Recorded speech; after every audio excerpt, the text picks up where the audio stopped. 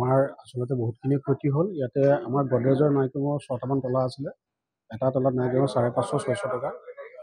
সমস্ত তলাখিনি ভাঙিলে আৰু স্লেপৰবিলাকত আমাৰ গডৰেজৰ তলা আছিলে, সেই তলাবিলাকো ভাঙিলে।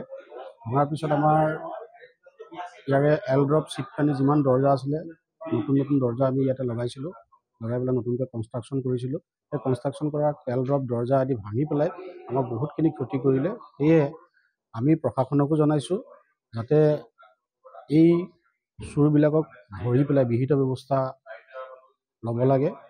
আমি পুৱা ভাগত আমি ইমানটো গম নাপালোঁ, কিন্তু আমাৰ নামঘৰীয়া যেতিয়া আমাৰ সন্ধিয়া সময়ত নামঘৰলৈ আহি বন্তি গছি জ্বলাবলৈ আহে, ঠিক সেই সময়তে গম পালোঁ যে আমাৰ মূল গেটখন ভঙা নাই।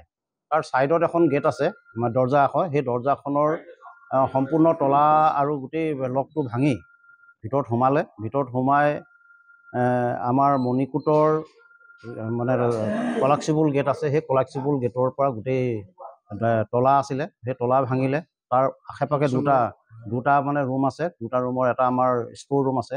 সেই ষ্ট'ৰ ৰুমটোৰ তলাটো ভাঙি আমাৰ যাৰ চেল্ফবিলাক আছিলে, সেই চেল্ফবিলাকো গোটেই ভাঙি, আৰু আলমিৰা আছিলে সিয়াতে, সেই আলমিৰাটোও ভাঙি তাৰ পৰা আমাৰ কিছু টকা আছিলে, আমাৰ খুচুৰা পইচা আছিলে, আমাৰ নামঘৰতে এনেই ৰাইজসকলৰ দানবোৰ মানে দিয়া অলপ পইচা আছিলে, প্ৰায় 5,000মান টকা, এনেকুৱা অনুমান 5,000মান টকা হ'ব।